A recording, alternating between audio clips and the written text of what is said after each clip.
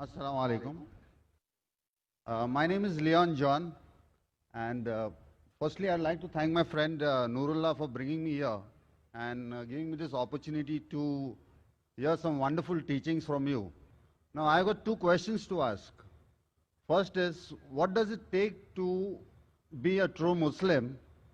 And the second question is, Muslims pray 5 times a day. Why don't we Catholics and other religions pray 5 times a day? Is there any explanation for this? Brother asked two questions. First is that what does it take to be a Muslim? What is the requirement? And second is, why do Muslims pray 5 times, Catholics pray less? What is the reason? As far as what does it take to be a Muslim, as I mentioned earlier, Muslim means a person who submits his will to God. So if you submit your will to God and follow the commandments of God, you are a Muslim.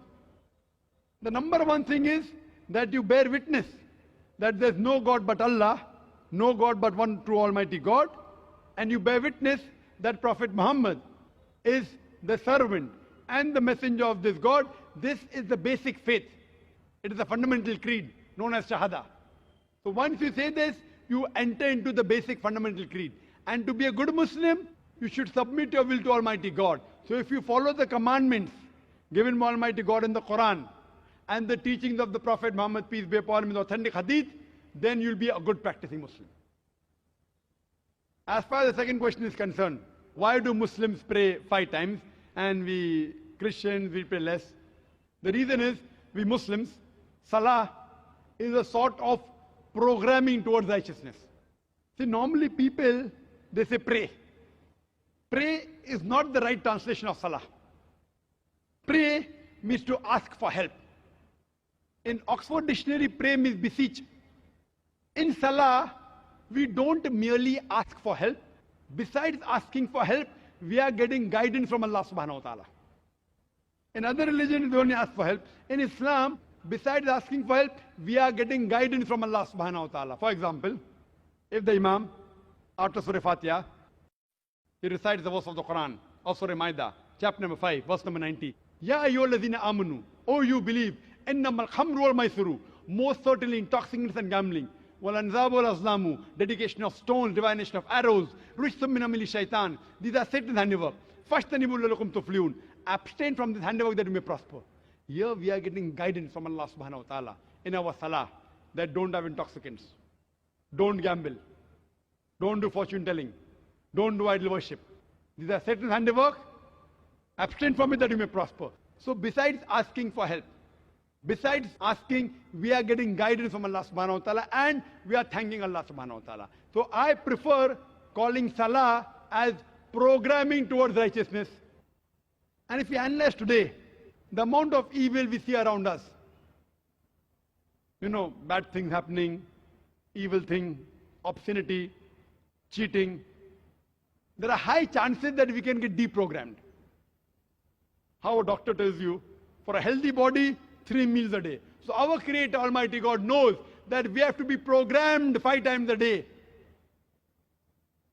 so that we will be on the straight track. So He's our Creator, He knows that. So if you are a true Christian, even you should offer 5 times. You know why? Because if you read your scriptures, the book of Acts, like how we do ablution, Surah Maida chapter 5, verse number 5, that you have to wash your hands, wash your face, rub the head with water, and wash the feet up to ankle.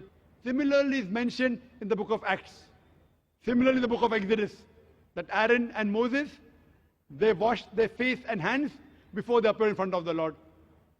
Same thing, the basic part of Sajda, the sujood, if you read Genesis chapter number 17, verse number 3. It says that Abraham fell on his face and prayed to God. In Numbers chapter number 20, verse number 6, Aaron and Moses, they fell on their face and prayed to God. Joshua chapter number 5, verse number 14, Joshua fell on his face and prayed to God.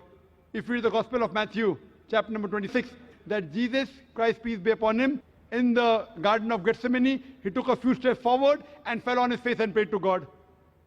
Can an acrobat fall on his face and pray to God better than the way we Muslims do?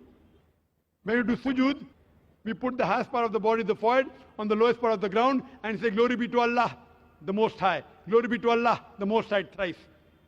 So all the prophets of the Bible, they prayed the same way as we Muslims pray. And Jesus Christ, peace be upon him, said in the Gospel of John, chapter number 16, verse number 12 to 14, I have many things to say unto you, but ye cannot bear them now. For he, when the Spirit of truth shall come, he shall guide you unto all truth. He shall not speak of himself. All that he hears shall he speak. He shall glorify me.